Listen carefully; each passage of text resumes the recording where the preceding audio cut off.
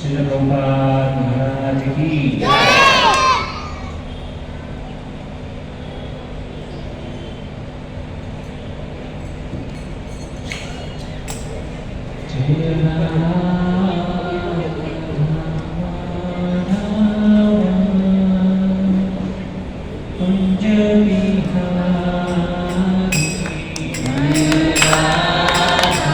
पीछे बैठो थोड़ा पीछे हो जाओ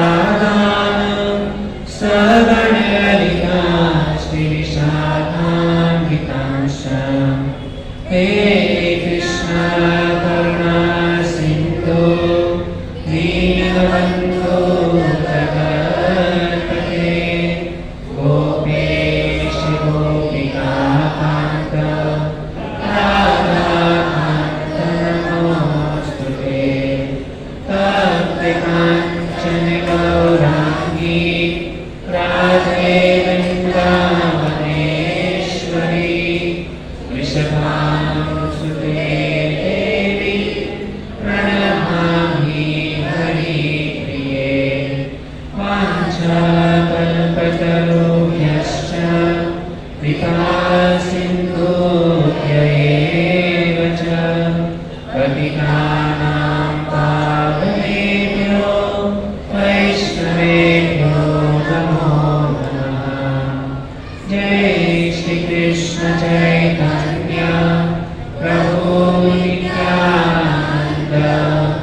श्री अद्वैत गदाधर श्रीवासादि गौर भक्तवृंद हरे कृष्णा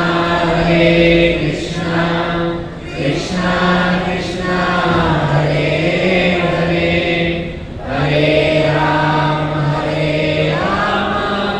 राम राम हरे हरे हरे कृष्णा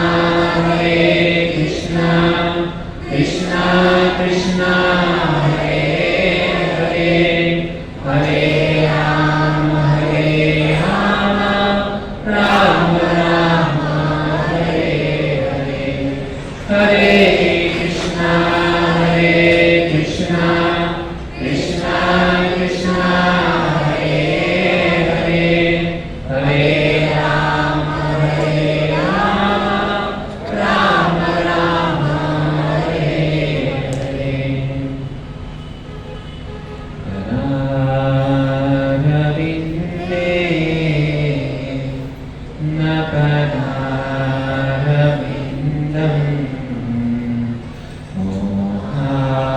मोहारविन्दे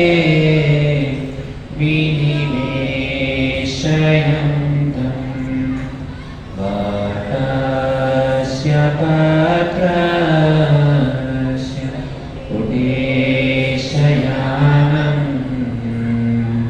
बालं मुकुन्द मनसा स्मरामि श्रीकृष्णगोविन्द हरे मुरारे हे नाथ नारायण वासुदेव जीवेति भस्मात् अमृतमेतदेव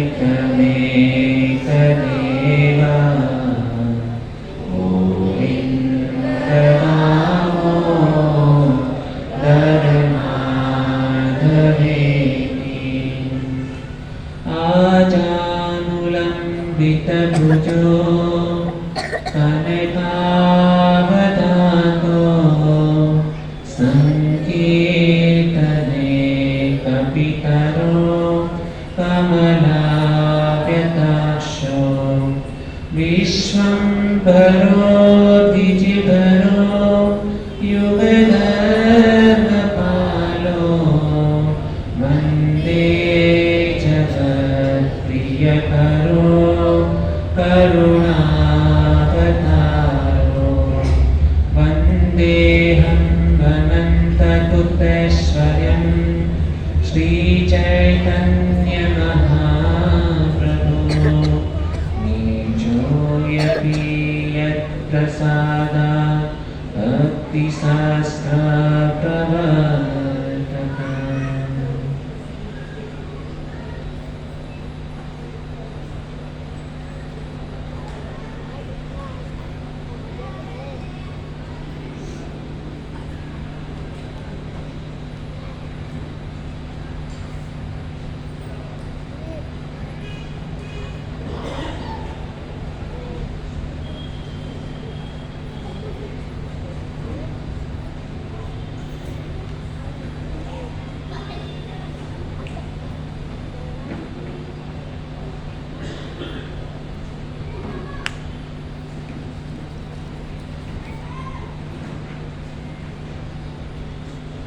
तो सर्वप्रथम यहाँ पर उपस्थित आप सभी भक्तजनों का अंतर्राष्ट्रीय कृष्ण भावनामृत समिति ओर से हार्दिक स्वागत करते हैं।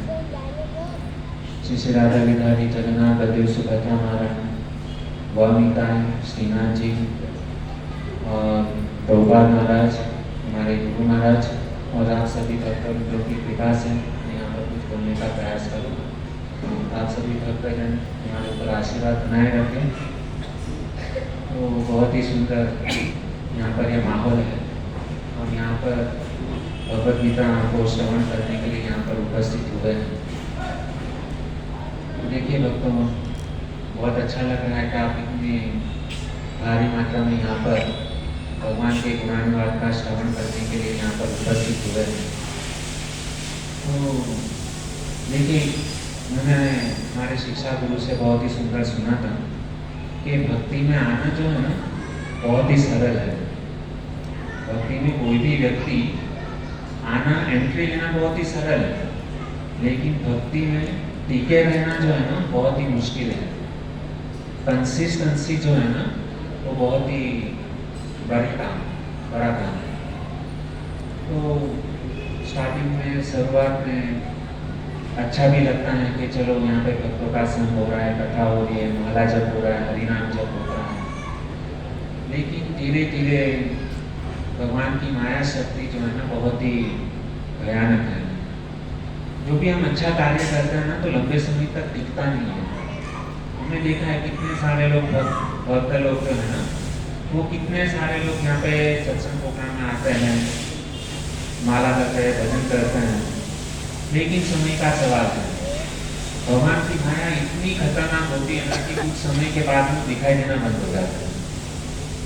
कुछ ना कुछ अपराध होते हैं, कुछ ना कुछ गलतियाँ होती हैं। प्रारंभ में क्या होता है कि भक्तों के बीच में इतना प्रेम होता है, इतना प्रेम होता है ना कि एक दूसरे के बिना रह नहीं सकते हैं। ऐसा लगता है कि कभी बुधवार का दिन है और कभी 8 बजे और हम लोग तुरंत भक्तों का संग करने के लिए भागते हैं। ये प्रारंभ में जो है ना ये ऐसा होता है, लेकिन धीरे धीरे क्या होता है कि हम साथ में रहते हैं ना, तो हम हमारे साथ में जो वैष्णव जो लोग होते हैं ना उसको साधारण समझने लगते हैं। और जब भी हम हमारे साथ में जो वैष्णव हैं उनकी क्रिया मुद्रा को यदि हम सामान्य समझने लगे ना तो हम क्या सोचते हैं, ये तो मेरे जैसा ही है, इसमें और हमें कुछ फर्क नहीं है। बाद में अपराध होना चालू होता है, और जैसे ही एक बार अपराध होना चालू होता है ना, बाद में धीरे धीरे भक्ति जो है ना क्षीण हो जाती है और समय इतना बलवान होता है ना कि हमको अच्छे कार्य से फेंक देता है। तो हमें भक्तों सावधान रहना चाहिए, भगवान से प्रतिदिन प्रार्थना करनी चाहिए कि हमें ये जो सत्संग मिला है ना तो हमारे ऊपर किसी की नजर ना रखे। बहुत ही दुर्लभ वस्तु है ये चीज। तो हमें रोज प्रतिदिन भगवान से प्रार्थना करनी चाहिए कि हमको कभी भी हमारी भक्ति को कभी छीनना ना। हमारे जीवन में चाहे भगवान आपको जो चाहे ना वो सब कुछ ले लो, हमको यहाँ तक जो है ना भिखारी भी बना दोगे ना, मैं भिखारी बनने के लिए तैयार हूँ, लेकिन कृष्ण आप जो है ना हमारे हृदय से बाहर नहीं करने चाहिए। आपकी भक्ति, हरिनाम, वैष्णव का संग ये जो है ना बहुत महत्वपूर्ण है। इनसे कभी भी आप मुझे अलग मत करिए, चाहे मैं रास्ते पर भी नहीं आना चाहूँ। भिखारी बनना पसंद है, लेकिन कृष्ण आपकी भक्ति जो है ना कभी मुझसे छीनना नहीं। ये हमारे जीवन का ध्येय होना चाहिए, उद्देश्य होना चाहिए। तो आइए भक्तों हम आगे बढ़ते हैं कि जैसे गत सत्र में हम लोगों ने बहुत ही सुंदर सुना कि भगवान की प्रकृति के बारे में हम मतलब भगवान की ये जो बहिरंगा जो शक्ति जो है ना उसके बारे में हम वर्णन कर रहे थे। तो ये भगवान की बहिरंगा जो शक्ति है उसके अंदर भगवान ने 84 लाख प्रकार की योनियां जो है ना उसका वर्णन यहाँ पे हम लोगों ने गत सत्र में सुना कि किस प्रकार से 84 लाख योनियां हैं, उसके ऊपर हम लोगों ने थोड़ा प्रकाश डाला था। तो देखते हैं कि जलजानव लक्षणानि स्थावरा लक्ष्य विशंति रुणियो रुद्र संख्या का पक्षिणा दक्ष लक्षकम त्रिसल्लक्षाणि पशवम चतुर्लक्षाणि मानुषम। तो यहाँ पर कहा गया है कि 9 लाख प्रकार के जो रहने वाले जो जीव हैं वो किसमें है, पानी के अंदर है। 20 लाख प्रकार के वृक्षों की संख्या है। 11 लाख प्रकार के कीट जो छोटे छोटे कीड़े मकोड़े हैं और जो जमीन के साथ में स्पर्श करके जो चलते हैं सर्प इत्यादि, तो वो 11 लाख प्रकार के क्या हैं, कीट पतंग आदि हैं। 10 लाख प्रकार के आकाश में उड़ने वाले पक्षियां हैं। 30 लाख प्रकार के 4 पैर पर चलने वाले जो पशु जो है ना, कुत्ता, बिल्ली, गाय, गधा, वो 4 पांव वाले पशुओं की संख्या है 30 लाख। और अंत में मैंने बताया था कि 4 लाख प्रकार की क्या है, मनुष्य योनियां हैं। अभी यहाँ पर एक प्रश्न यह होता है कि भक्तों कि प्रभु जी आप बोल रहे हैं कि मनुष्य जीवन बड़ा ही दुर्लभ है, लेकिन आप तो बता रहे हैं कि 4 लाख प्रकार के मनुष्य हैं। तो भक्तों यहाँ पर एक विचार करने जैसी यह चीज है कि ये जो 4 लाख प्रकार के जो मनुष्य जो है ना, वो उसमें भी कई सारे प्रकार हैं।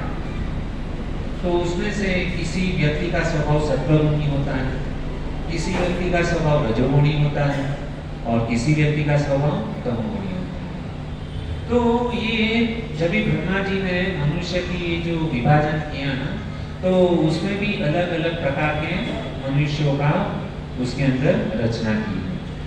तो कहते हैं भगवद गीता के 30वें अध्याय में 27 नंबर के श्लोक में भगवान श्री कृष्ण अर्जुन को उपदेश देते हुए कहते हैं, प्रकृते क्रियमाणानि गुणे कर्माणि सर्वशः अहंकार विमूढ़ात्मा कर्ता अहमिति मन्यते। कहते हैं कि ये जो जितने भी प्रकार के 4 लाख प्रकार के जो मनुष्य जो है ना, वो जो योनियां ब्रह्मा जी ने जो बनाई है, तो उसमें कहते हैं कि उनके गुणों के अनुसार भगवान ने क्या किया है, उनका विभाजन किया है। अभी देखते हैं कि किसी मनुष्य के अंदर एकदम सत्वगुण का प्रभाव विपुल मात्रा में है। दूसरे टाइप के मनुष्य जो उनके अंदर क्या है, रजोगुण का प्रभाव विपुल मात्रा में है। तीसरे प्रकार के जो मनुष्य है उसमें तमोगुण का प्रभाव विपुल मात्रा में है। कुछ मनुष्य ऐसा है कि जिसके अंदर सत्वगुण भी है और रजोगुण भी है। दूसरे टाइप के मनुष्य ऐसा है कि जिसके अंदर रजोगुण और तमोगुण मिश्रित मात्रा में है। तीसरे टाइप के इसके अंदर है कि तीनों गुण, सत्वगुण, रजोगुण, तमोगुण, तीनों मिश्रित जो है ना, वो उसके अंदर है। इस प्रकार से भगवान ने क्या किया, मनुष्य का प्रकार बनाया। प्रकृति क्रिया उनके स्वभाव के अनुसार भगवान ने क्या किया है, कर्म के अनुसार। प्रकृति यानी क्या होता है, स्वभाव माना जाता है। हर एक प्रकार के मनुष्य की अलग अलग प्रकृति होती है। तो इसका विभाजन भगवान ने क्या किया, बहुत ही सुंदर तरीके से किया है। तो आइए दोस्तों, आज हम प्रयास करते हैं कि भगवान ने ये जो प्रकृति बनाई है ना, वो प्रकृति किससे बनी है, तो उसके ऊपर थोड़ा सा हम क्या करेंगे, प्रकाश डालेंगे। तो भगवान भगवद गीता के 14वें अध्याय के 5वें नंबर श्लोक के अंदर भगवान श्री कृष्ण कहते हैं कि ये भगवान की ये जो प्रकृति है ना, वो कैसे बनी है। तो कहते हैं सत्वम रजस्तम इति गुणा प्रकृति संभवा निर्बंधन्ति महाबाहो देहे देहिन अव्ययम्। भगवान कहते हैं कि भौतिक प्रकृति जो है ना, 3 गुणों से युक्त है। ये है सतो, रजो तथा तमोगुण। हे महाबाहु अर्जुन, जब शाश्वत जीव प्रकृति के संसर्ग में आता है तो वह इन 3 गुणों से क्या होता है, बंध जाता है। ये जो जीव जो है ना, वो कैसा है, 3 गुणों से जो है ना युक्त है। और ये जो जीव जो होता है ना, वो पहले से पापी नहीं होता है। जब भी माँ के गर्भ में होता है ना, तो वो बच्चा जो है ना एकदम शुद्ध भाव में होता है। और इसको कैसे समझेंगे कि जैसे बारिश आता है, तो जब भी बारिश आने के ऊपर हम लोग क्या करते हैं कि कभी कभी हम हमारे घर पे जो बर्तन हो है ना, बर्तन लेकर के बाहर जाते हैं और जो आसमान से जो बारिश आता है उस पानी को हम क्या करते हैं, हमारे पास में जो पात्र है ना उसके अंदर भरते हैं। तो वो डायरेक्ट ऊपर से आया हुआ पानी जो है ना, जो हम बर्तन के अंदर भरते हैं ना, वो कितना शुद्ध होता है। उसमें थोड़ा सा भी मतलब गंदगी नहीं रहती, वो शुद्ध मात्रा में होता है। लेकिन जैसे ही वह आसमान से बारिश गिरता है, वो जमीन के साथ में जब भी उसका स्पर्श होता है, वो पानी क्या हो जाता है, दूषित हो जाता है। हम देखते हैं मिट्टी वाला, उसका कलर जो है ना पूरा बदल जाता है। लेकिन वही पानी जब हम बर्तन में भरते हैं ना, तो उसमें गंदगी नहीं होती, एकदम शुद्ध मात्रा में क्या होता है, वो शुद्ध होता है। लेकिन जैसे ही उसका जमीन के साथ में स्पर्श होता है, तो वो पानी क्या हो जाता है, दूषित हो जाता है। तो उसी प्रकार से ये जो हमारा जो हम जो जीव जो है ना, शाश्वत जीव, तो जब भी हम ऊपर से आते हैं ना तो शुद्ध होते हैं। लेकिन जैसे ही इस प्रकृति के संपर्क में जब भी आते हैं ना, तो क्या हो जाते हैं, दूषित हो जाते हैं। कैसे दूषित होते हैं कि जैसे ही हम यहाँ पर आते हैं और हम पृथ्वी के साथ में संपर्क में आते हैं, तो क्या है, पाप कर्म करना प्रारंभ कर देते हैं। और जैसे ही पाप कर्म करते हैं तो हमारे शरीर क्या बन जाता है, दूषित बन जाता है। तो ये जो है ना प्रकृति के ये जो 3 गुण है, उसके बारे में हम आगे जो है ना बहुत ही सुंदर तरीके से चर्चा करेंगे। तो ये भौतिक प्रकृति के जो है ना 3 गुण है। तो उसमें जैसे आप यहाँ पे स्लाइड पर देखेंगे कि ये जो भौतिक प्रकृति के जो 3 गुण जो है ना, तो देखते हैं कि ऊपर जो है ना 3 गुण है, सत्वगुण, रजोगुण, तमोगुण। और यहाँ पर जो है ना 3 कन्याएं हैं। अभी 3 कन्या जो है ना, एक जन ने पीला वस्त्र धारण किया है, दूसरी कन्या जो उसने लाल वस्त्र धारण किया है, और तीसरी जो कन्या जो है ना उसने क्या है, काला कलर का वस्त्र धारण किया है, उनके हाथ में जो है ना रस्सी है। अभी वो रस्सी है और नीचे क्या है, दो मनुष्य है, और वो जो दो मनुष्य जो है ना, ये तीनों कन्याएं जो है ना, रस्सी के द्वारा ये दोनों पुरुषों को क्या है, जकड़ के रखी है, जैसा आप स्लाइड में देख सकते हैं।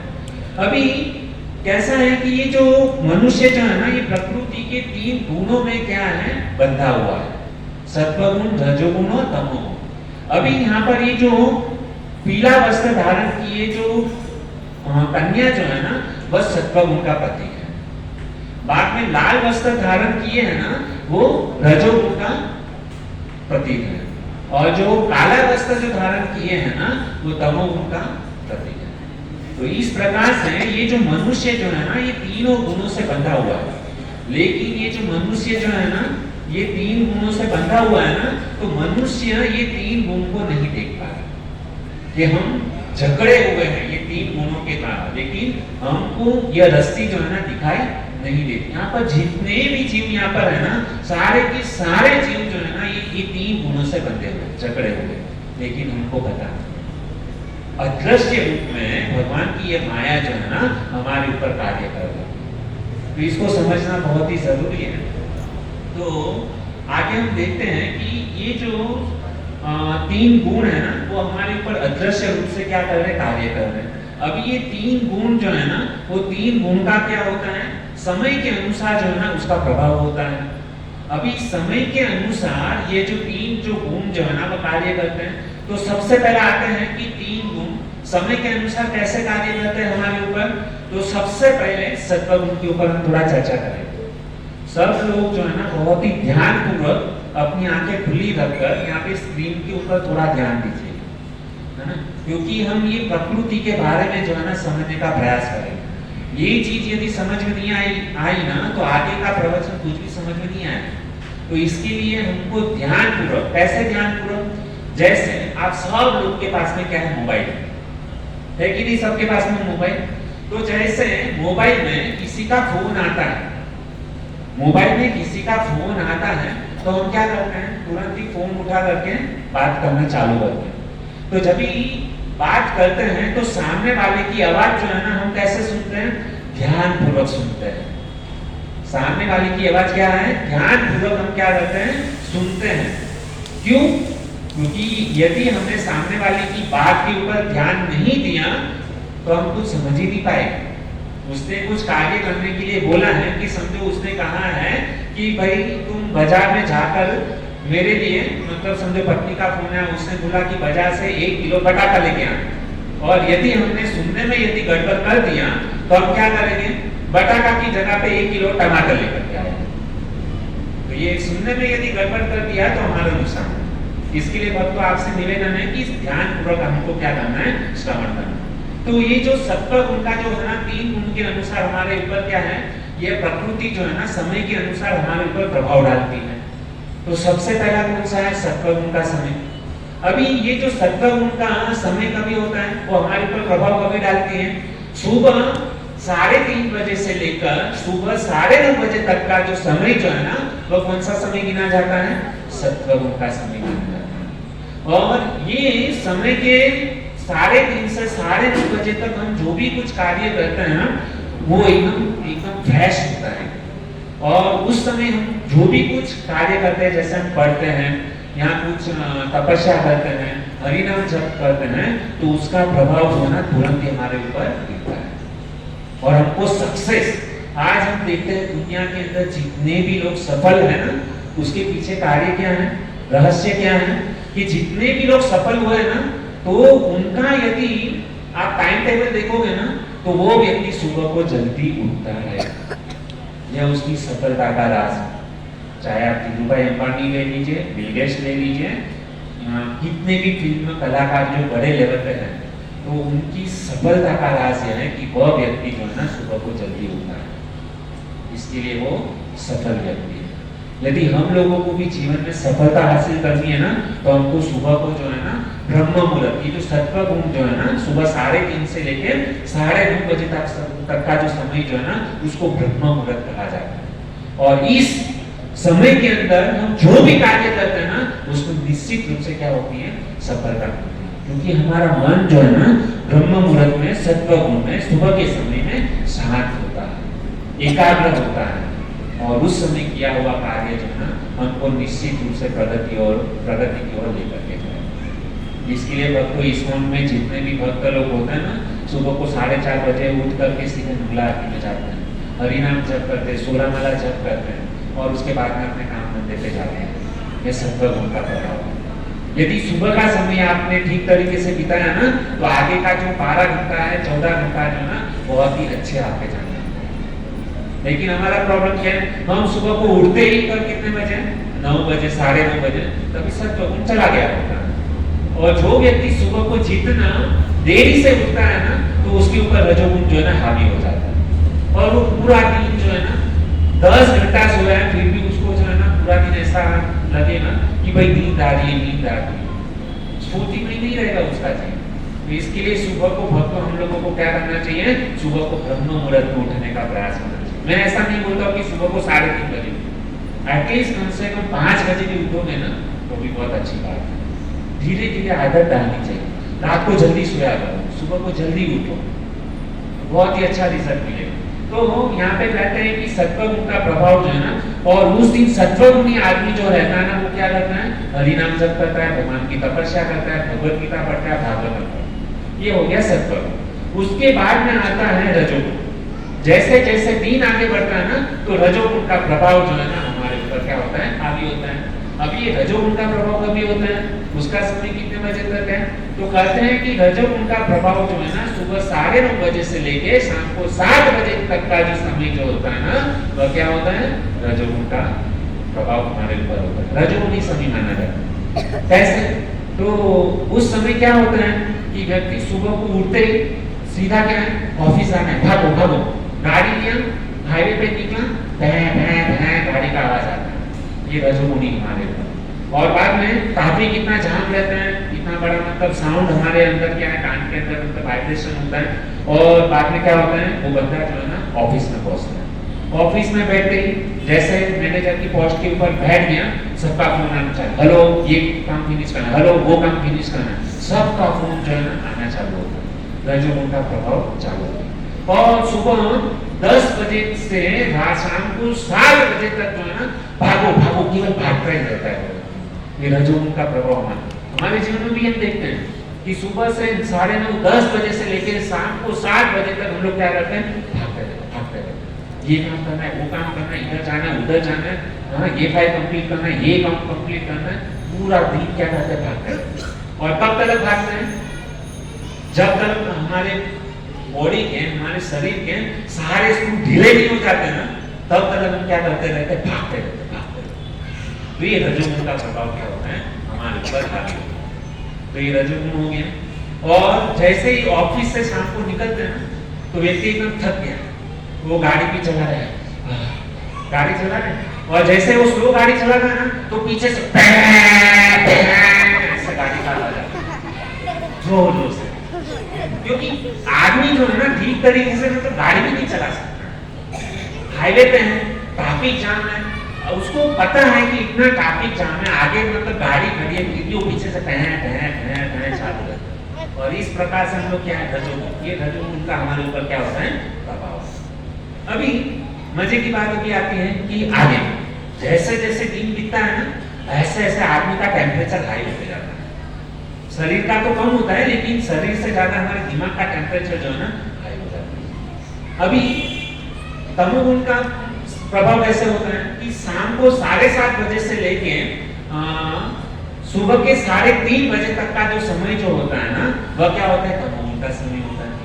अभी उस समय में तो व्यक्ति क्या करता है, जैसे ऑफिस से थका हुआ आदमी आता है, दिमाग तेज है, तुरंत चिल्लाता है, मुझे पानी चाहिए। वो पत्नी वहां पे क्या करती है, खाना बनाती होती, पति देव एक बात दो बात सुनाई देता, पानी चाहिए, पानी दो, पानी दो। तो इस प्रकार से वो क्या है, तमोगुण जो है ना उसके ऊपर हावी हो जाता है। और पत्नी भी क्या करती है, बेला लेके देखती हूँ ना, समझ में नहीं आता है, सब्जी बना रही हूँ, एकदम ये तमोगुण सबके अंदर, बच्चे के अंदर भी मतलब क्या है, तमोगुण हावी हो गया। और शाम के समय बच्चे लोगों का होमवर्क कंप्लीट नहीं हुआ, रात के 11 बजे अभी तक तुम्हारा होमवर्क कंप्लीट नहीं हुआ, पेरेंट्स चिल्लाना चालू कर देते हैं।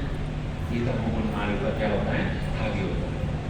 और तमोगुण में व्यक्ति क्या करता है पता है कि व्यक्ति जो है ना, जैसे ऑफिस से आता है और टीवी देखता है, आकर न्यूज चैनल चालू करता है और रात को 10-10, 11-11 बजे जो है ना वो भोजन करता है, खाना खाता है। और जब भी वो भोजन करता है ना, तो रात के समय पे ऐसा कहा जाता है कि यदि आपको अपना शरीर स्वस्थ रखना है ना, तो शाम के समय पे जो है ना कम खाना चाहिए। हमारे शास्त्र बहुत क्लियर बोलते हैं कि सुबह को जो है ना राजा की तरह भोजन करना चाहिए। सुबह का भोजन राजा की तरह होना चाहिए, दोपहर का भोजन वजीर की तरह होना चाहिए और शाम का भोजन जो है ना भिखारी की तरह होना चाहिए। इस प्रकार से यदि कोई व्यक्ति भोजन करता है ना, तो हमेशा निरोगी रहेगा, वो जल्दी से बीमार नहीं पड़ेगा। ये हमारे शास्त्र कहते हैं। लेकिन हम उल्टा करते हैं, सुबह को केवल खाली ब्रेकफास्ट करते हैं, टी कॉफी करके निकल जाते हैं, दोपहर के समय थोड़ा बहुत खा लेते हैं क्योंकि ऑफिस में, और सुबह को मतलब बनाया हुआ जो ठंडा भोजन जो है ना, हम देखते हैं कि सुबह को बनाया हुआ भोजन हम कितने बजे करते हैं। सुबह को पत्नी ने जो है ना 7 बजे भोजन बनाया और उसको हम कहाँ कितने बजे खाते हैं, 2 बजे, 2:30 बजे, एकदम ठंडा भोजन खाते हैं। और ठंडा भोजन खाने से क्या होता है, हम ज्यादा खा नहीं सकते, तो ये गड़बड़ है। पूरे दिन बैठे रहते हैं, भोजन हजम हुआ नहीं, पूरा दिन बैठे बैठे मतलब क्या है, बॉडी बढ़ जाता है, एसी में बैठे हैं। और शाम को जब भी आते हैं ना, तभी जोर से भूख लगती है और तभी क्या करते हैं, एकदम दबा के खाते हैं, क्योंकि तभी क्या होती है, पत्नी गरम गरम रोटी चपाती बना के देती है, फुल्का रोटी। और हम लोगों ने देखा है कि जो भी व्यक्ति गरम गरम भोजन खाता है ना, तो वो ज्यादा खाता है। अनुभव करना, गरम गरम चपाती हो ना, फुल्का रोटी जो है ना वो खाते हैं। ऐसे नॉर्मली खाली 3-4 रोटी खाते हैं, लेकिन फुल्का रोटी जो होता है ना, वो क्या गरम गरम खाते हैं, तो क्या होता है, कम से कम 7-8 रोटी चली जाती है। तो ये हम देखते हैं। तो वो व्यक्ति क्या करते हैं, शाम को पत्नी मस्त से, क्योंकि पत्नी को भी पता है क्योंकि बेचारा सुबह का मतलब टिफिन लेकर के गए हैं, शाम को उसको भूख लगी होगी, तो पत्नी उसके लिए क्या करती है, प्रेम से उसको गरम गरम रोटी सब्जी वगैरह बना के देती है।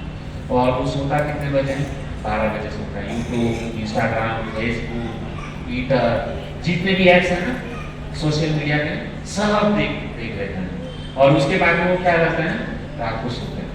तमोगुण का यहाँ पे अर्थ ही लिखा है, तमोगुण मतलब अज्ञान। तमोगुण का अर्थ क्या है, अज्ञान।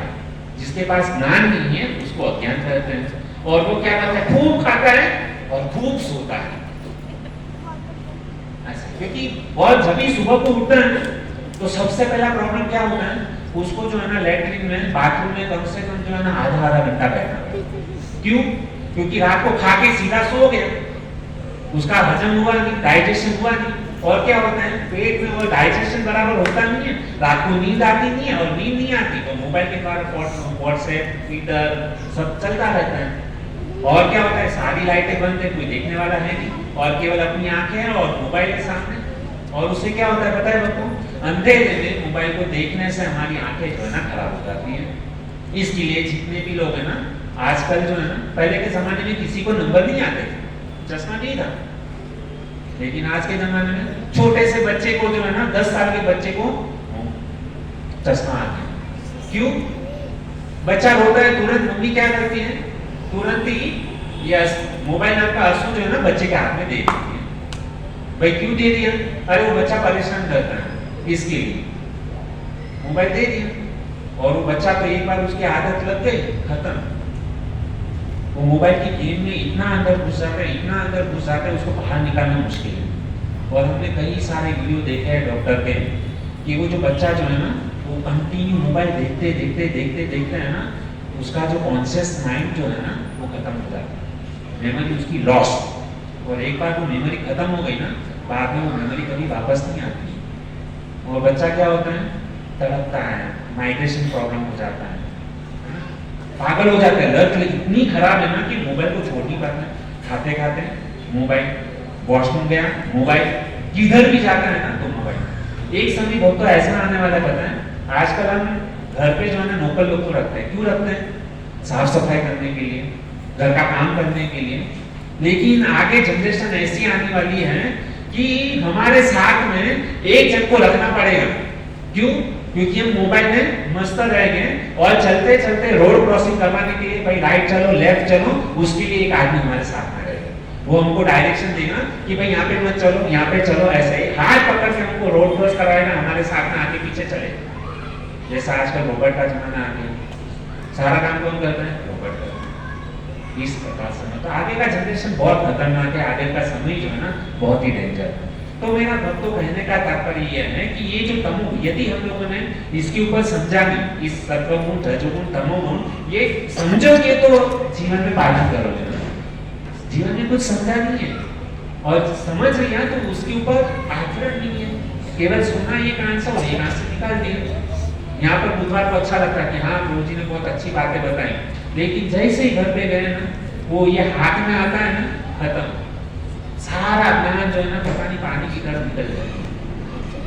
तो भक्तों ये जो तमोगुण जो है ना, तमोगुणी व्यक्ति जो है ना वो क्या करता है, रात के समय पे दारू पिएगा वो सो जाएगा, जैसे यहाँ पे पिक्चर में देख सकते हैं। और वो सोता भी किसके साथ में?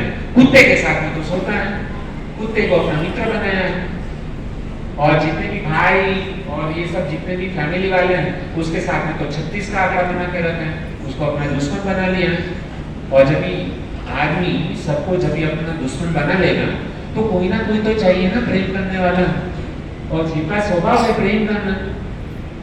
और वो बाद में किससे प्रेम ढूंढता है? सबसे दुश्मनी बनाई, बाद में प्रेम ढूंढता है कुत्ते में, और बाद में वही कुत्ता जो है उसका सब कुछ होता है।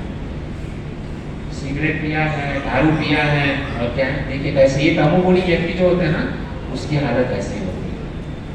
तो हमको बचना चाहिए। तो ये समय के अनुसार जो है ना ये तीन गुण जो है ना, सत्वगुण रजोगुण और तमोगुण जो है ना हमारे ऊपर क्या करते हैं, इसका प्रभाव डालते हैं। तो हमको बहुत ही इसके ऊपर हमको सावधान रहना चाहिए।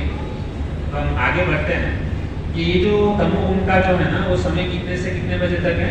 शाम को 7 बजे से लेकर सुबह का 3:30 बजे तक का जो समय जो है ना वो तमोगुणी होता है। तो हमको जो है ना अभी वो बम्बई जैसी नगरी में तो ये समय पे जो है ना सोना वो बहुत मुश्किल है, लेकिन हमारे गांव के अंदर आज हमारे दादा दादी वो आज भी 100 साल तक जिंदा है। क्यों?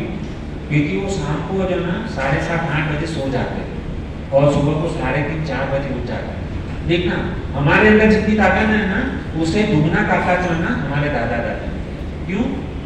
उसको उसका टाइम टेबल एकदम परफेक्ट है, कितने बजे सोना है, कितने बजे उठना है, कितने बजे खाना है, क्या खाना है, वो सब कुछ उनको पता है। हमारे दादा दादी देसी रोटला, अड़द की दाल, ज्वार का रोटला ये सब खाते थे, इसके लिए उनके अंदर ताकत आती है। और आजकल के बच्चे लोग पिज़्ज़ा, पास्ता, बर्गर, चाइनीज़ ये सब फास्ट फूड खाते हैं, और फास्ट फूड खाने से फास्ट चले भी जाते हैं। फास्ट आया फास्ट जाओ, ऐसा। तो हमको सावधान रहना है ये सब चीज़ों से।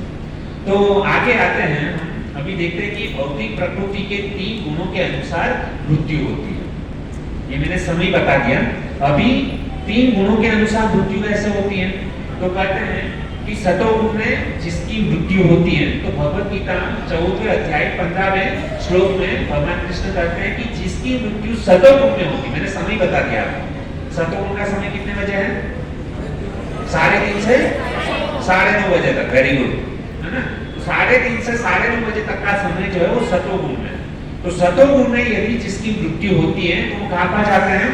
उच्चतर लोक में जाते हैं। जैसे यहाँ पे भगवत गीता के अंदर कहा गया, सत्वगुण में जिसकी मृत्यु होती है वो कहाँ पर जाते हैं? उच्चतर लोक में जाते हैं। दूसरा, रजोगुण में यदि जिसकी मृत्यु होती है वह क्या है?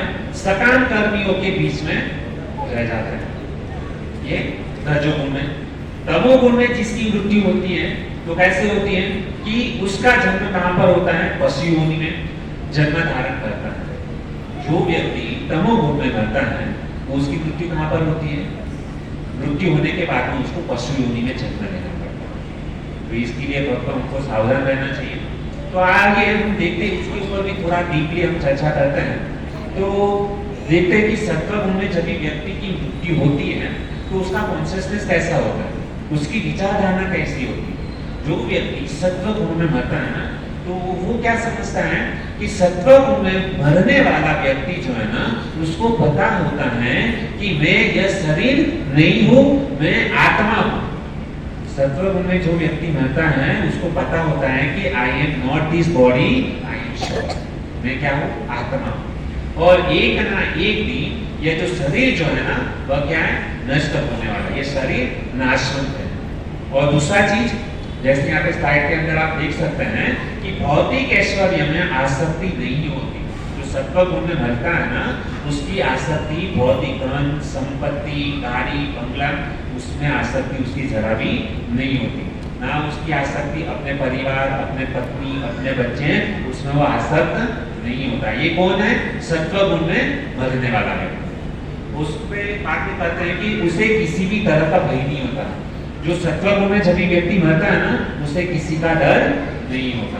आजकल हम देखते हैं कि जो कोई व्यक्ति मरता है ना, इतना तड़पता है, रोता है, अरे मेरी पत्नी, अरे मेरे बच्चे, अरे मेरा धन, मेरा संपत्ति, उसके अंदर इतना अटैचमेंट रहता है कि वो व्यक्ति के प्राण जल्दी निकलते नहीं और वो तड़प तड़प करता है। तो जो सत्वगुणी व्यक्ति होता है ना, वो बुद्धिमान होता है, उसके पास में ज्ञान होता है कि ये एक ना एक दिन मेरे हाथ से चले जाने वाला है और ये सब नाशवंत है। और जब भी मेरी मृत्यु होगी तो मैं एक धागा, है ना, एक धागा भी जो है ना, मैं यहाँ से लेके जाने वाला। ये सत्वगुण में मृत्यु हो गई। रजोगुण में मृत्यु, अभी रजोगुण में जिसकी मृत्यु होती है ना, वो कैसे होती है पता है, एक्सीडेंट के कारण। किसी का एक्सीडेंट होता है तो समझ लेना चाहिए, क्योंकि वह व्यक्ति जब एक्सीडेंट के द्वारा जब किसी की मृत्यु होती है ना, उसको बहुत ही दर्द होता है, बहुत ही भयानक खतरनाक उसको क्या होती है, पीड़ा सहन करनी पड़ती है। एक्सीडेंट के द्वारा जो होता है ना, तो उसमें कभी कभी क्या होता है कि समझो मतलब एक्सीडेंट में किसी की मृत्यु हुई, बराबर, तो वो धड़कता है, जल्दी से उसके प्राण निकलते नहीं है। कुछ हाथ कट गए, कुछ पाँव कट गया, कुछ आधा बॉडी कट गया, और वो क्या है, धड़कते रहते हैं। तो उसकी मृत्यु बहुत ही दर्दनाक। रजोगुण में जो व्यक्ति मरता है ना, उसके बाद में आता है भक्तों तमोगुण में मृत्यु।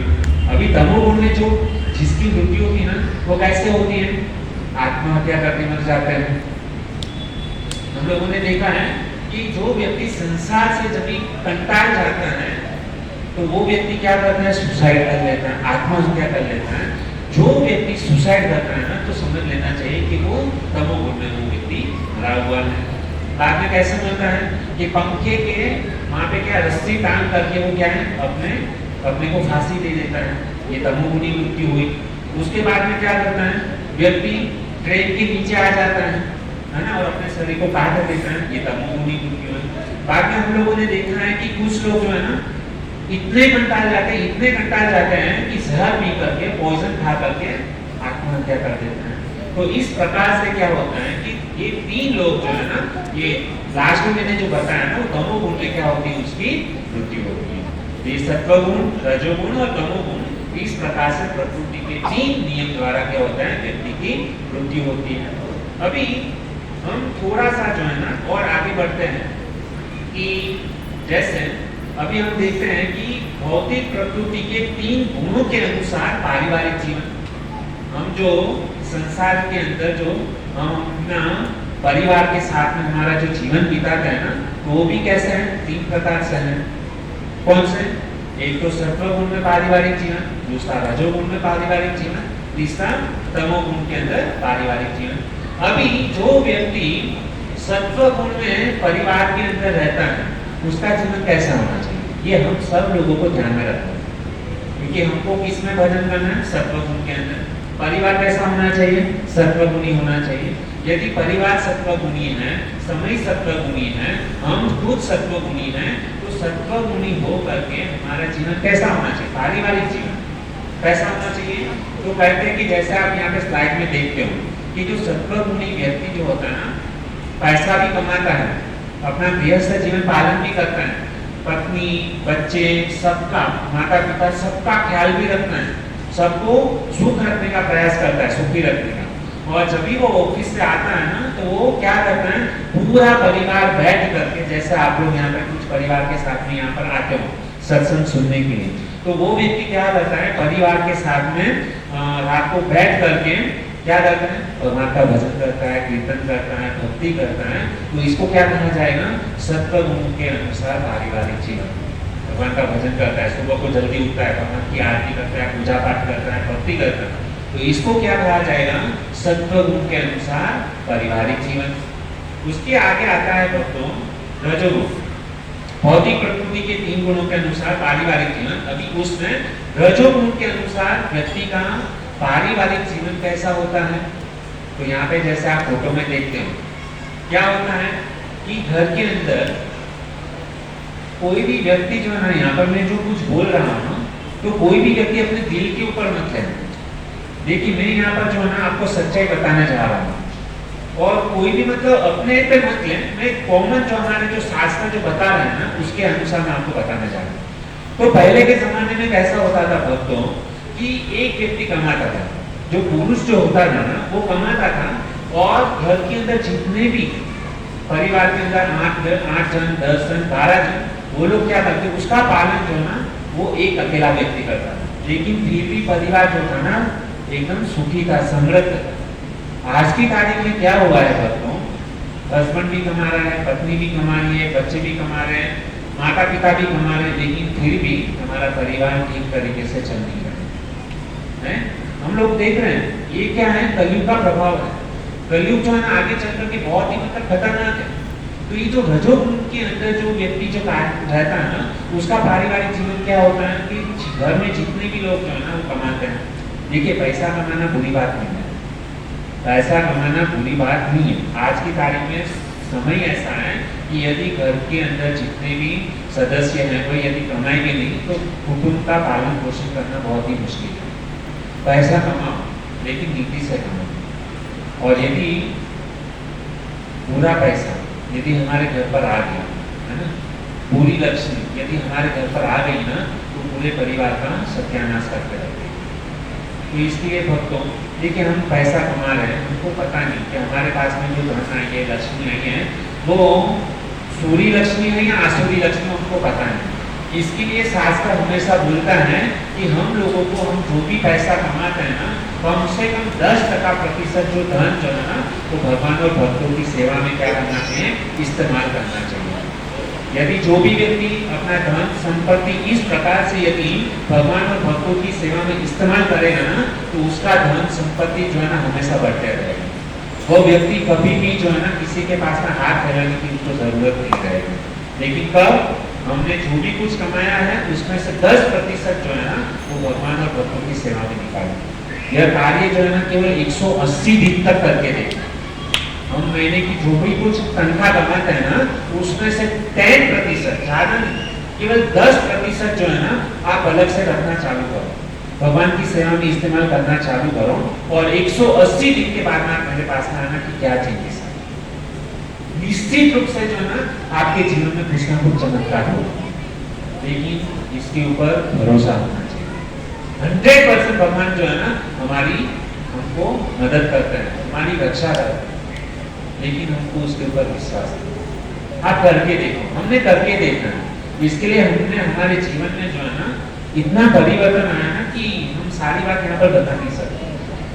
क्या आप केवल इतना करना चालू करोगे ना, देखिए भगवान जो है ना हमारे पास में 2 हाथ है, भगवान के पास में 1000 हाथ है।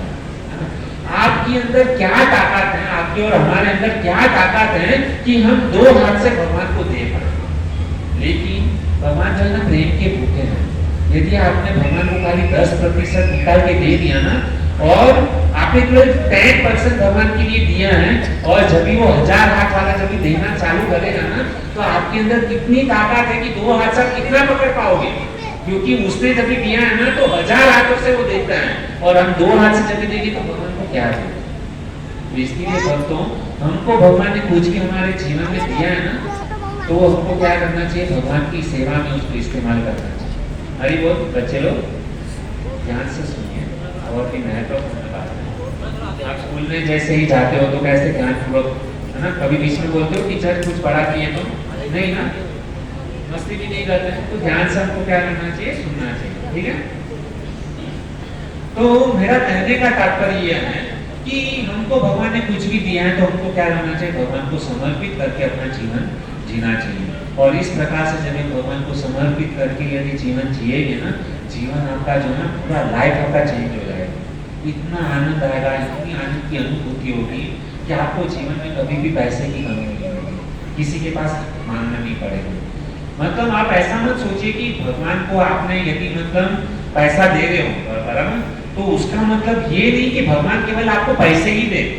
आजकल हम लोग यह सोचते हैं कि मैंने मतलब 10,000 रुपया दिया तो भगवान मुझे लाख रुपया देना चाहिए। उसका मतलब ये नहीं है कि आपने भगवान को मतलब कुछ धन संपत्ति अर्पित किया तो भगवान केवल आपको धन देगा, नहीं भगवान। भगवान आपको जो ना आपके जीवन में सुख, समृद्धि, शांति आपको देगा। ये बहुत महत्वपूर्ण चीज है। आपके परिवार के अंदर एक आनंद, उमंग, वो जो ना भगवान आपको ये दे सकते हैं। लेकिन हम लोग क्या एक्सपेक्टेशन करते हैं कि मैंने भगवान की सेवा की, मैंने कुछ धन संपत्ति की तो भगवान मुझे धन संपत्ति देना चाहिए। मैं इतनी भगवान की सेवा करता हूँ लेकिन मेरे जीवन में भगवान ने मुझे कभी करोड़पति बनाई नहीं। मैं केवल 10 बाई 10 की रूम में अभी तक रह रहा हूँ, 25 साल हो गए माला करते हुए, लेकिन अभी भी भगवान ने मुझे दहशत से बाहर निकाला नहीं। हम यह सोचते हैं, यह सोचना बहुत ही गलत है। हमारा इंटेंशन जो है ना, जब भी हम कुछ सेवा करते हैं ना, तो इंटेंशन क्लियर होना चाहिए। कुछ अपेक्षा नहीं होनी चाहिए भगवान से कि भगवान मैंने ये सेवा की। ये तो बिजनेस हो गया भक्तों, कि यदि आप मतलब भगवान को कुछ देते हो और उसके सामने आप अपेक्षा रखते हो कि भगवान मुझे सामने से मतलब कुछ दे, ये बिजनेस है। प्रेम, जो प्रेम करता है ना, वो कभी प्रेमी जो है ना कभी अपेक्षा नहीं रखता है। एक प्रेमिका एक प्रेमी से कभी ये अपेक्षा नहीं रखती है कि भाई मेरा प्रेमी मुझे यहाँ पर ले जाए, वो ले जाए। वो केवल उनके साथ मीठी भरी बातों भी करे ना तो खुश हो जाता है। तो हमें भगवान से भी यही रिलेशन बनाना है। तो मेरा कहने का तात्पर्य है कि जो रजोगुणी जो लोग होते हैं ना, उसका पारिवारिक जीवन कैसा होता है कि वो हस्बैंड भी एक अलग जगह पे काम पे जाते हैं, उसकी वाइफ जो अलग जगह पे काम पे जाती है। और प्रॉब्लम क्या होता है कि जब ये हस्बैंड अलग जगह पे जा रहे हैं, वाइफ अलग जगह पे काम करती है, और जब भी व्यक्ति ऑफिस में जब भी जाता है ना, तो वहाँ पे पराये पुरुष, पराई स्त्री, बहुत सारे लोग रहते हैं, पूरा की फोन कॉल चालू रहते हैं। और कभी कभी ऐसा सिचुएशन आता है कि जो स्त्री जो है ना, जहाँ पर ऑफिस में काम करने के लिए जाती है ना, तो वहाँ पर बहुत सारे जो लड़के लोग हैं ना, उसके ऊपर बुरी नजर डालते हैं। और उसको जब भी जो पराये जो वहाँ पे जो ऑफिस के लड़के लोग जो है ना, उसने यदि स्त्री के ऊपर गंदी नजर डाली ना, तो वो जो स्त्री जो है ना, और इतने सारे पुरुष जब एक लड़की को जब भी देखते हैं ना, वो काम वासना चाहते हैं। इसके लिए शास्त्र मतलब ये सब मतलब हमको समझना चाहिए कि ये जो रजोगुणी जो है ना, ये तो रजोगुणी प्रवृत्ति लोग जो है ना इस प्रकार से। और बाद में वो स्त्री भी जो है ना, वो लड़के में क्या हो जाती है, आसक्त हो जाती है। बाद में यहाँ पे पुरुष जो है ना, वह भी किसी और स्त्री के अंदर आसक्त हो जाता है। और जब ये घर पे आते हैं ना, तो घर पे दोनों जन एक दूसरे, और आजकल हम लोगों ने देखा है, हमने सब लोग ने अपने अपने मोबाइल में जो है ना पासवर्ड डाल के रखे हैं। क्यों पासवर्ड डालने की जरूरत है? हस्बैंड का पासवर्ड, हस्बैंड के मोबाइल का पासवर्ड पत्नी देख नहीं पाती, पत्नी को पता नहीं रहता है। पत्नी का पासवर्ड जो है ना, हस्बैंड को पता नहीं रहता है। ये हम देखते हैं। इसका मतलब क्या हुआ कि आपके संबंध में, आपके माइंड के अंदर कुछ ना कुछ है, कुछ आप छुपा रहे हो, कुछ ऐसी चीज देख रहे हो कि आप अपनी वाइफ को दिखाना नहीं चाहते हैं और वाइफ अपने पति को दिखाना नहीं चाहती। कहां से प्रेम बढ़ेगा? ये रजोगुणी मतलब ये है, इसको रजोगुणी जीवन बोलेंगे। एक दूसरे के ऊपर विश्वास नहीं है, और धीरे धीरे क्या होता है, ये तनाव इतना बढ़ता जाता है। क्योंकि क्या होता है कि दोनों जब भी काम पे जाते हैं ना, तो परिवार के अंदर समय नहीं दे पाते हैं।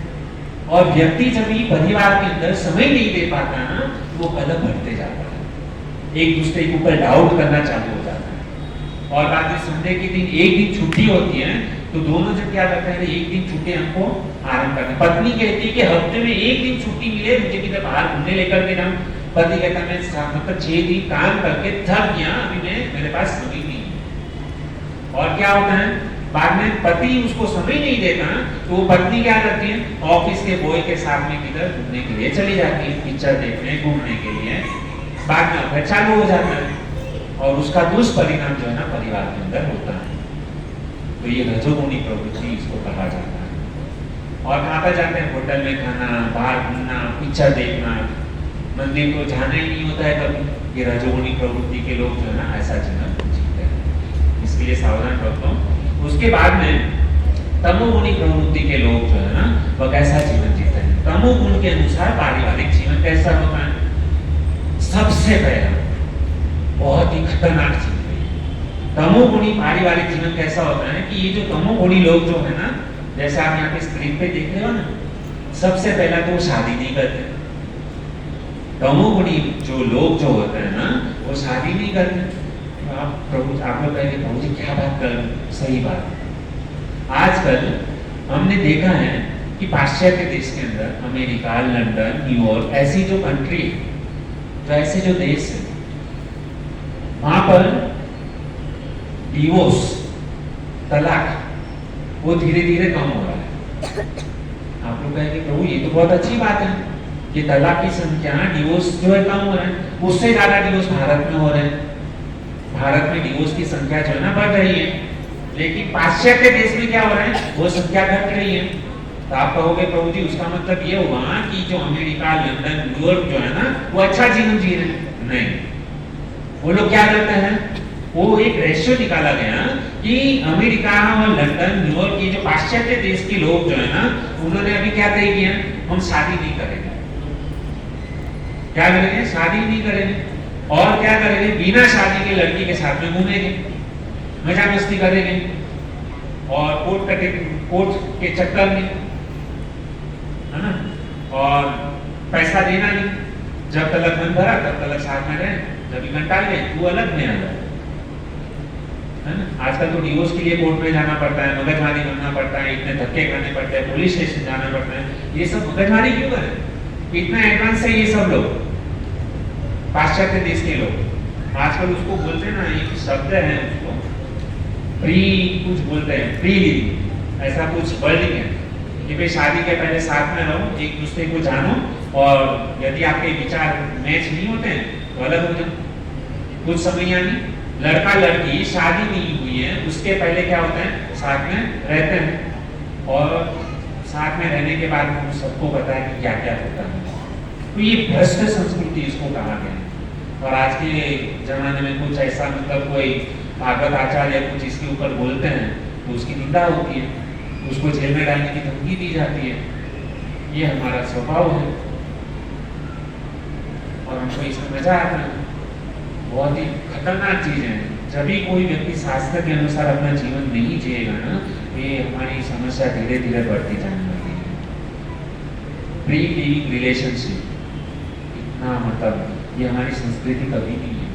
पहले के जमाने में क्या होता है कि लड़का लड़की यदि विवाह करना है ना, तो उसके लिए जो है ना माता पिता उसका संबंध देखने के लिए जाते थे। आजकल तो क्या होता है, लड़का अपनी ओर से, लड़की अपनी ओर से शादी करके आ जाते हैं और सीधा बोलते हैं हमारा शादी हो गई, अभी तुमको जो करना है आपको हमको एक्सेप्ट करना ही है। और एक्सेप्ट नहीं करते माता पिता को धमकी देते हैं, भाग जाएंगे, सुसाइड कर लेंगे। ऐसी सब मतलब परिस्थितियाँ हमारे जीवन में हम देखने के लिए मिलती हैं। तो ये जो तमोगुणी जो लोग होते हैं ना, वो कभी विवाह नहीं करते हैं। और आजकल तो मतलब ऐसा भी देखा गया है कि बिना विवाह के जो है ना बच्चे भी हो जाते हैं, और बाद में समस्या खड़ी होती है, ये बच्चे को रखेगा वो, और अपने किए हुए पाप कर्मों को छुपाने के लिए वो बच्चे को अनाथ आश्रम में भेज देते हैं। ये हमारी संस्कृति है, ये हम सबकी घटना है, हम देख रहे हैं नजरों नजर। हमारे घर पे भी कभी हो सकता है तो हमको पता नहीं। यदि हम ऐसे कार्यक्रम में भगवत गीता, भागवतम, हरि नाम जप, भक्ति यदि हम नहीं करेंगे, ये सारी समस्या हमारे सामने होने वाली है। हो सकता है हमारे परिवार में भी हो, कोई ठोक के बोल नहीं सकता कि हमारे परिवार में ये कभी नहीं होगा। बहुत खतरनाक चीज है दोस्तों, तो हमको इसे सावधान रहना चाहिए। ये तमोगुणी लोग जो है ना, आजकल की ये जो लड़कियां जो है ना, ये तमोगुण जैसा हम देखते हैं, है ना, माता पिता को पता नहीं होता है, होटल में जाती है, बियर बार में जाती है, लड़का लड़की मतलब साथ में बैठ के दारू पीते हैं, ड्रग्स लेते हैं, चरस लेते हैं, गांजा लेते हैं, और रात को 3-3, 4-4 बजे आता है। ये तमोगुणी माना जाता है इसको, ये समझना जरूरी है। लेकिन आजकल के बच्चे लोगों को तो पता ही नहीं, उसको सही गलत का पता ही नहीं है क्या सही कर रहे क्या गलत कर रहे। उनको ऐसा लग रहा है ये सब कार्य कर रहे हैं, मॉडर्न है, आज के जमाने में ये सब कुछ होना चाहिए, कम वस्त्र पहना। पहले के जमाने में जो है ना लड़कियां या जो स्त्रियां जो है ना साड़ी पहने बिना घर से बाहर नहीं निकलती थी। और आज तो मतलब इतना फैशन चल रहा है, इतना फैशन चल रहा है कि जितना कम कपड़े पहने हैं ना उतना वो व्यक्ति एकदम टॉप लेवल की है, उसकी और सब पुरुष जो है ना नजर डाल के बैठते हैं। बाकी बोलता है सब कुछ नहीं होने जैसा कार्य होता है। पुरुष को बिगाड़ने वाली जो है ना वो स्त्री है। क्यों? क्योंकि पुरुष की दृष्टि ऐसी मतलब चित्र को देख करके उसकी बुद्धि भ्रष्ट होती है। तो इसके लिए शास्त्र में कहा गया है कि जो स्त्री जो होती है ना बचपन में जो है ना उसके माता पिता के संरक्षण में रखा जाता है। बाद में जब भी थोड़ी बड़ी होती है ना विवाह होने के बाद में उसके पति के संरक्षण में उसको होना चाहिए। और जब भी और भी थोड़ा समय आगे बढ़े ना वृद्धावस्था आए ना तो उस लड़की को अपने पुत्र के संरक्षण में होना चाहिए। एक स्त्री को कभी भी अकेले घूमना नहीं चाहिए, ये हमारी मर्यादा है। लेकिन आजकल तो एकदम बिल्कुल विपरीत स्थिति चल रही है, हमको बहुत ही सावधान है ये चीज से। तो ये हो गए सत्वगुण रजोगुण तमोगुण। अभी हम यहाँ पर ये टॉपिक जो है ना इसको यहाँ पर थोड़ा स्थगित करते हैं। ये तो हो गया प्रभु जी, ठीक है, आप प्रभु जी बता रहे सत्वगुण रजोगुण तमोगुण, ठीक है।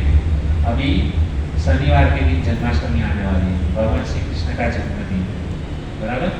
तो हम यहाँ पर थोड़ा सा भगवान की कुछ भगवान उसी प्रकट हुए हैं तो हमको भगवान को खुश करना है। भगवान को खुश कैसे करेंगे?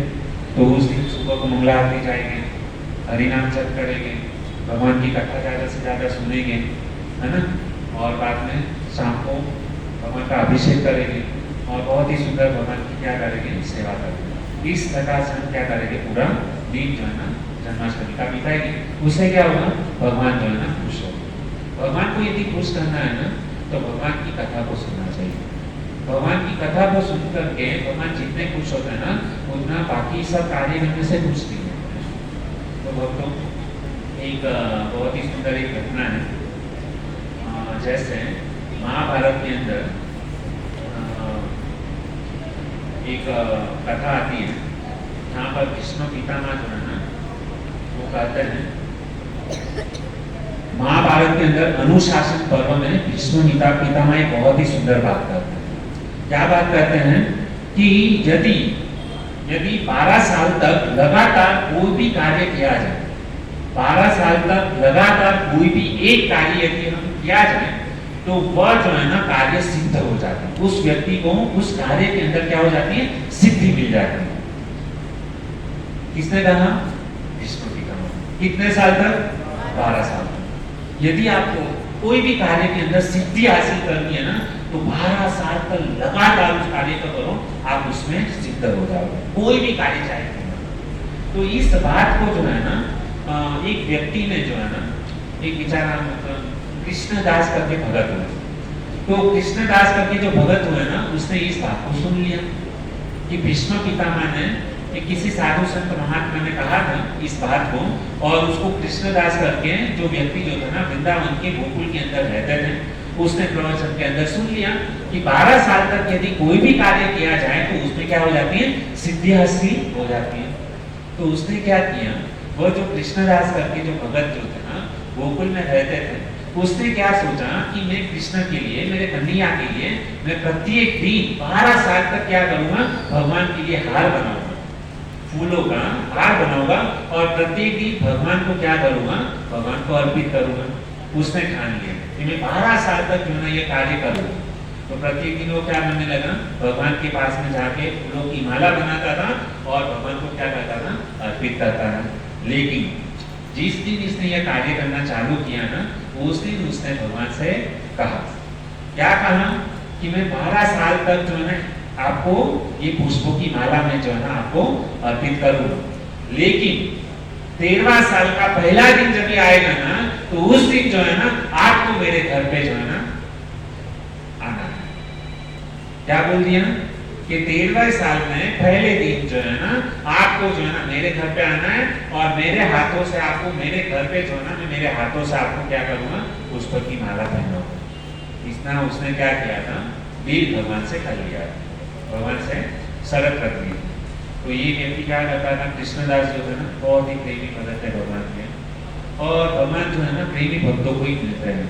जिसके हृदय के अंदर ईर्ष्या, कपट है ना ये सब रहता है ना, उसको भगवान कभी नहीं मिलते।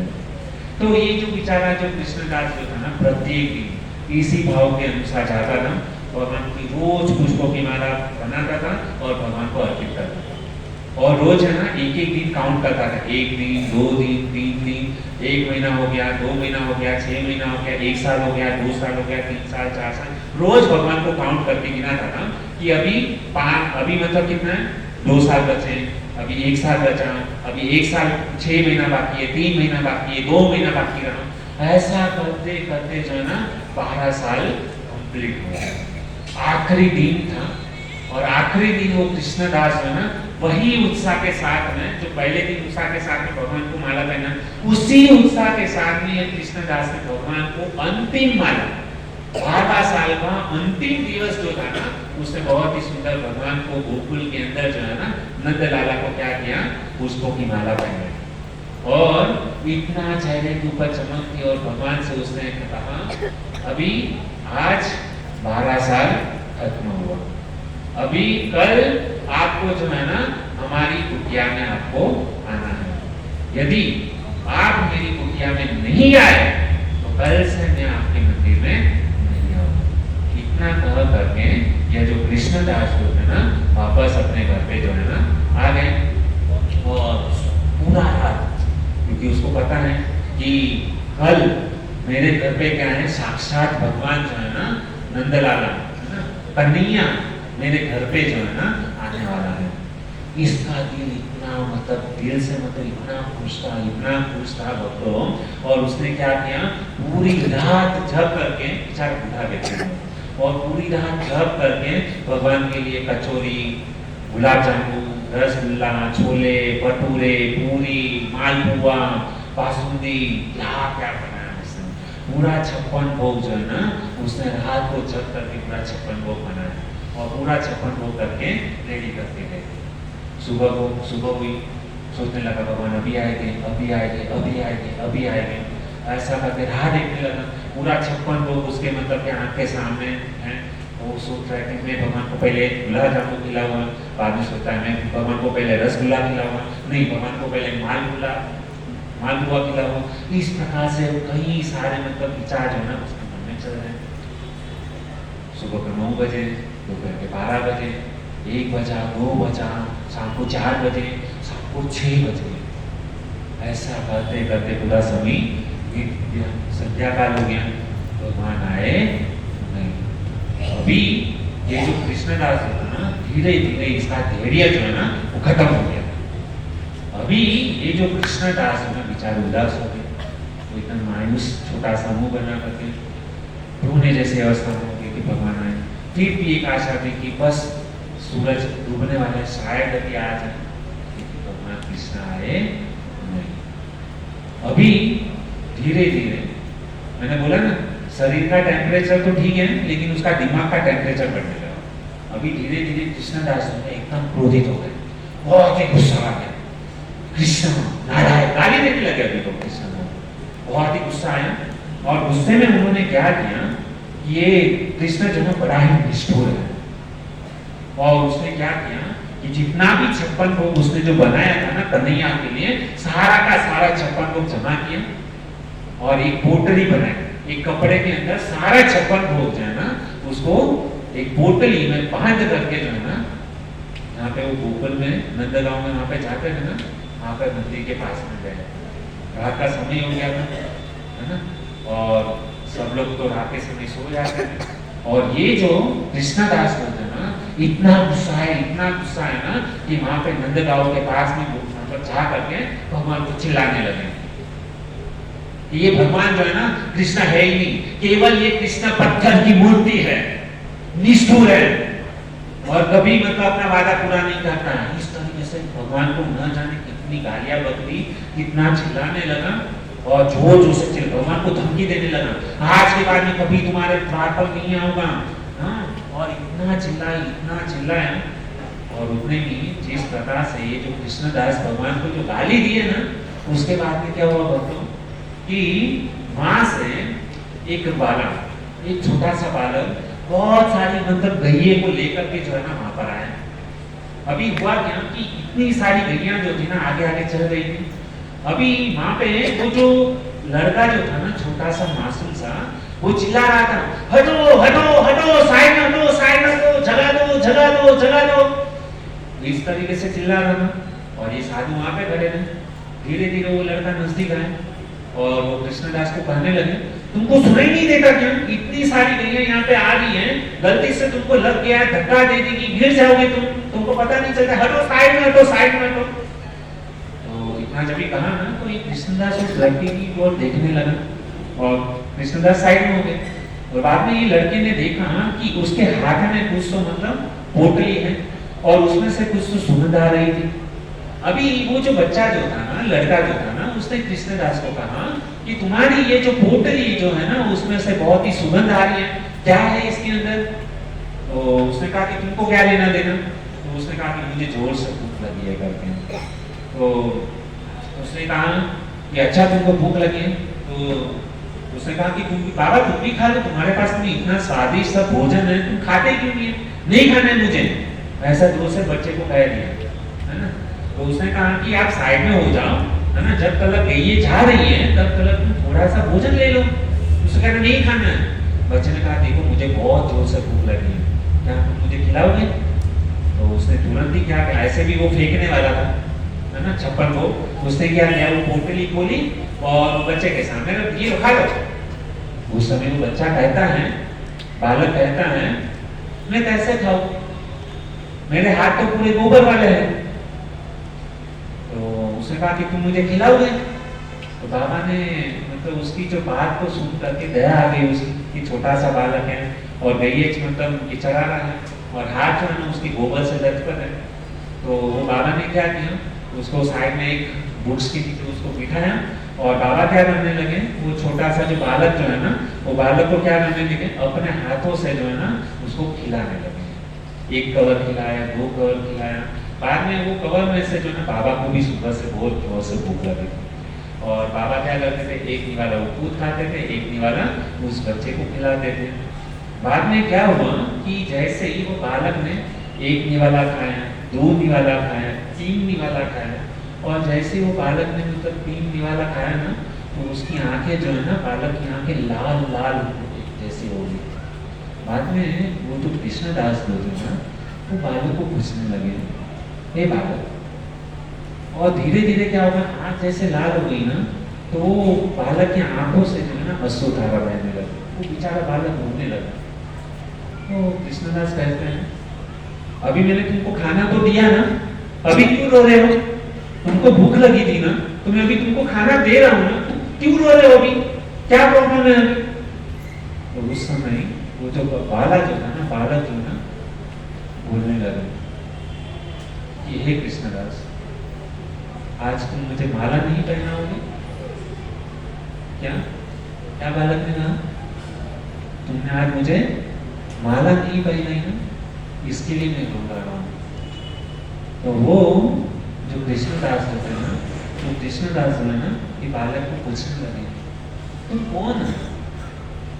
मैंने तुमको पहचाना नहीं, अभी भी तुम नहीं पहचाने? मैं वही हूँ कृष्ण, जिसको तुमने बहुत सारी गालियां दी ना। पता है तुमको, आज सुबह से मैं तुम्हारी राह देख रहा था, है ना। सुबह को पुजारी ने कितने सारे 56 भोग मेरे लिए बनाए, मैंने किसी का भी 56 भोग स्वीकार नहीं किया है। और तुमने माला नहीं पहने, मैं प्रत्येक, तुम जब मुझे माला पहनाते थे ना, तो मुझे ऐसा लग रहा था कि तुम मुझे आलिंगन कर रहे हो और तुम्हारा आलिंगन का मैं इंतजार कर रहा था। वो आलिंगन आज तुमने मुझे दिया नहीं। और इस प्रकार से मतलब भगवान क्या करने लगे, रोने लगे। और वो जब कृष्णदास जो है ना, वो बालक की बात को सुन करके तुरंत ही उन्होंने क्या किया, उन्होंने जो माला निकाली और माला निकाल करके क्या किया, तो कृष्ण को जाना पहना। तो इस प्रकार से ये जो भक्तों का वर्णन है, तो भगवान जो है ना, इसके लिए भीष्म पितामह ने कहा ना कि यदि कोई भी कार्य 12 साल तक यदि हम करते हैं ना, तो वो सिद्ध हो जाता है। ये कृष्णदास ने क्या किया, कुछ बड़ी बात नहीं है। देखो भगवान जो है ना, आपके प्रेम के भूखे हैं। भगवान के लिए आप यदि छोटा सा भी कुछ कार्य कर दो ना, तो भगवान कभी नहीं भूलते हैं। आपने यदि ठान लिया ना, तो हमारे घर पे भी, मेरे और आपके घर पे भी भगवान खुद आएंगे, लेकिन वो निष्ठा होनी चाहिए। भगवान के वहाँ पे देर है, लेकिन अंधेर कभी नहीं होती। और भगवान को ऊपर वाला जब भी देगा ना, तो छप्पर फाड़ के देगा। और वो जब भी देगा ना, बाद में कभी किसी के पास मांगने की जरूरत नहीं पड़ेगी। तो ये भक्त और भगवान और भक्त का ये जो है ना संबंध है। भगवान की यदि प्राप्ति करनी है ना, भगवान चाहिए ना जीवन के अंदर, तो ये जो भौतिक आसक्ति है ना, सारी आसक्ति को छोड़ना पड़ेगा।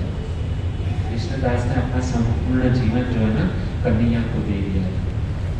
यदि हमने हमारा जीवन कन्हैया को दे दिया ना, भगवान राह देखते कि कब ये भूला भटका हुआ जीव जो है ना मेरी शरण में आए, मेरे पास में आए।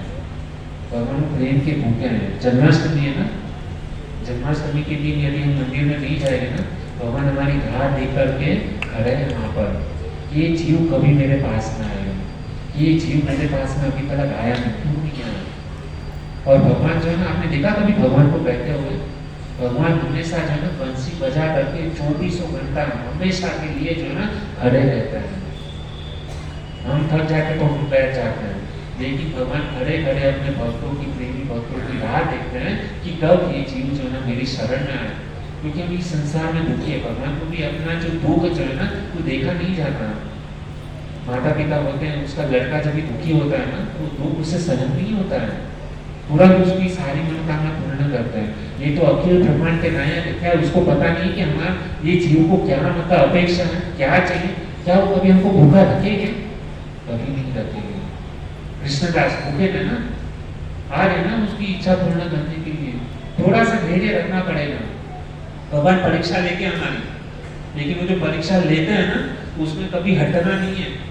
इसके लिए मैंने कहा स्टार्टिंग में कि भगवान चाहे को भिखारी भी बना देना, लेकिन कभी भगवान की भक्ति को मत छोड़ना, भगवान के नाम को मत छोड़ना। एक ना एक दिन भगवान अवश्य आएगा। सभी ने कितने साल तक राह देखी, हमको इतनी राह देखने की जरूरत नहीं है भक्तों, बस केवल अपना प्रेम अर्पण करो, खत्म। सबसे जितने भी जीवन है सबके साथ में प्रेम बना करके रखो। और ये जो भगवान की देवी शक्ति जो है ना, देवी ऐसा गुण नहीं, दोनों माया दुरतियाँ, भगवान की माया शक्ति से छूटना बहुत ही मुश्किल है। लेकिन काफी समय हो गया, क्षमा करना, मैंने आपका 10-15 मिनट थोड़ा ज़्यादा ले लिया। लेकिन भक्तों जन्माष्टमी का दिन है, सबको उत्साह के साथ मंदिर में जाना चाहिए, भगवान और भक्तों से प्रेम करना चाहिए, भगवान की कथा सुननी चाहिए, यही जीवन है। देखिए हम यहाँ पर मतलब 1 घंटे से यहाँ पर बैठे हैं, ना सब कुछ भूल गए हैं, कितना आनंद है। ये भगवान की कथा है। हमारे जीवन में जितने भी दुख है ना, वो सारे दुख जो है ना खत्म कर देंगे। भगवान की कथा के अंदर इतनी ताकत है। तो बस मेरा आपके चरणों में यही प्रार्थना है कि सब लोग आपस में एक साथ भक्त लोग रहिए, शुद्ध भक्तों के साथ में रहेंगे ना, हमारा भक्ति बढ़ेगा। यही भगवान से मांगना है कि कभी भी है ना भगवान आपका संग न छूटे, भक्तों का संग कभी नहीं छूटना चाहिए। बाकी भले सब कुछ छूट जाए, लेकिन भक्तों का संग हम कभी नहीं छोड़ेंगे। हरे कृष्ण। बहुत बहुत धन्यवाद आप सभी भक्तों का। हरे कृष्ण।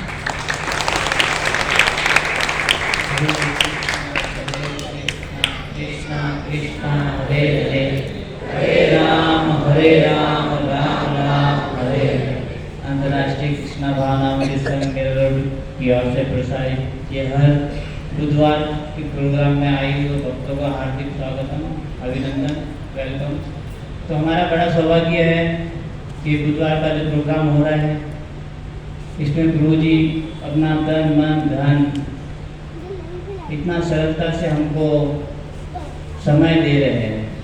भक्तों समय किसी के पास है नहीं, और गुरुजी हमारे को जो समय दे रहे हैं उसका हमको बड़ा लाभ उठाना चाहिए।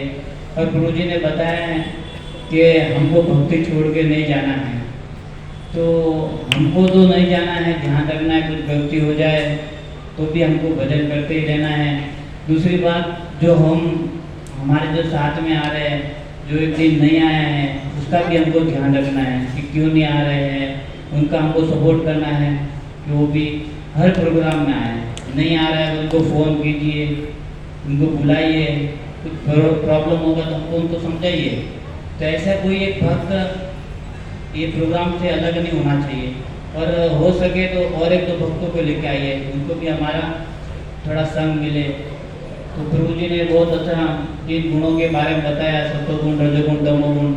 तो हमको इससे भी ऊपर उठना है, तीनों गुणों से भी ऊपर उठना है। ऐसा हम धीरे धीरे प्रयास करेंगे तो इन तीनों गुणों से ऊपर भी उठना है और भजन करना है। फिर प्रभु जी ने कृष्ण की ऐसी लीला बताई है। भक्तों, कृष्ण की एक से एक लीला में इतना आनंद है कि पूछो मत। कल मैं देव गया था, तो विठल संत तुकाराम जी के बारे में, तो क्या कथा है उनकी, और उनकी क्या वाइफ 36 का आंकड़ा था उनका भगवान के प्रति। लेकिन भगवान उनके पीछे इतने आतुर थे, इतना गाली देती थी कृष्ण को, गरम गरम। एक बार तो उन्होंने कथा बताया कि वो रोज भोग लगाते थे, उनके गाय घर पे एक भैंस थी, तो ऐसा उनको था कि भाई भोग लगाना चाहिए, तो भगवान रोज पी जाते थे दूध। तो उनको बहुत गुस्सा आता था, अरे तुम पीते क्यों हो, मेरा भी तो घर का ध्यान रखो ना। तो भक्तों, उनका दो लड़के थे और एक लड़की थी, तो वो सेवा करते थे। एक दिन क्या हो गया, तीनों जन बाहर गए हुए थे, तो उनको बहुत गुस्सा आया उनकी वाइफ को। तो उन्होंने क्या किया कि गरम गरम दूध किया और वो तांबे के बर्तन में लिया, नीचे से कपड़े से पकड़ा और भागी दूध लेके। और भगवान कांप रहे उधर, और उन्होंने तुरंत भोग लगाया, वैसे भगवान पिए, पूरा मुंह जल गया, आज भी उनका मुंह जला हुआ है। तो ऐसे भगवान है, भक्तों के पीछे इतना ये मोहित होते, वो 36 का आ गए तो भी उनके लिए इतना सेवा करने के लिए राजी है। तो ऐसा हमारा जन्माष्टमी आ रहा है, तो हमें जन्माष्टमी सत्वगुण से ऊपर होकर जन्माष्टमी करना चाहिए। और उस दिन हम लोग, हमारे परिवार में किसी का बर्थडे रहेगा तो हम कैसा गिफ्ट लेके जाते हैं, बड़ा बड़ा गिफ्ट लेके जाते हैं। वैसा अखिल ब्रह्मांड नायक नारायण है, उनका जन्मदिन है, तो हमको जरूर कुछ ना कुछ उपहार लेके जाना चाहिए। नहीं हो सके तो फ्रूट लेके जाइए, कुछ ना कुछ तो लेके जाइए। तो आप सभी से निवेदन है, बाजू में मंदिर है अपना गिरधर, आप आइए और अपना जीवन को